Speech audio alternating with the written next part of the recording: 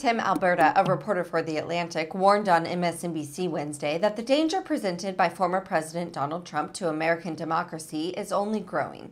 Here's a look at the MSNBC discussion. I wanted to focus on Peter Meijer in this story because I think that he is representative of something much larger that's going on here in our politics. This is a guy who, again, it was his third day at work when there were insurgents laying siege to the Capitol, and he was trying to find the bathroom. That's how new he was. And he felt, of course, that it was the right thing to do to vote to impeach the president a week later.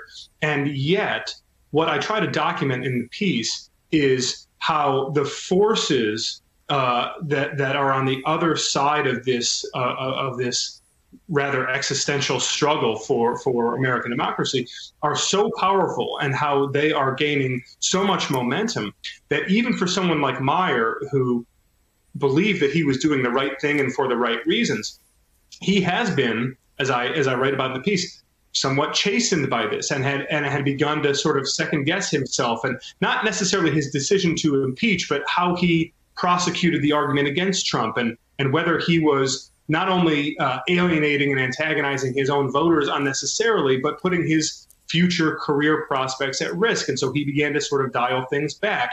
And I think it's that chilling effect that's worth understanding, because if it can happen to someone like Meijer, who had the integrity to vote the way that he did, to uphold the election results and to impeach the president, if he had the integrity to do those things in the first place, but then was sort of spooked a little bit and forced to recalibrate and think, well, okay, how do I handle this moving forward? How does that then play for not just the other members of Congress, but, as Bart said, these hundreds and hundreds of state lawmakers who, in places like Michigan, Pennsylvania, Ohio, Wisconsin, Arizona, Texas, all of these state lawmakers who are going to be the subject of a ferocious lobbying blitz, very likely in a couple of years, from grassroots activists all the way up to, President Trump, former President Trump, and his lawyers, who are telling them, yes, you do have the authority to override the will of your voters in your states.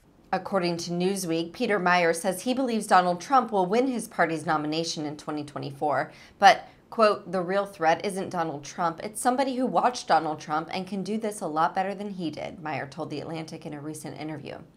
Meijer expressed worry at the possibility that a Trump-like candidate who is smarter and more sophisticated than the former president could succeed where Trump failed. Thank you for watching. Please be sure to visit us at rawstory.com.